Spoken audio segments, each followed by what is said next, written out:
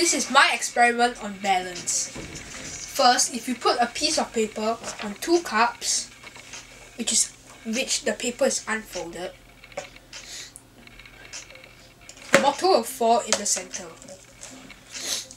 However, if you change the piece of unfolded paper to a folded piece of paper, and if you put the bottle on the unfolded piece of paper, the bottle does not fall.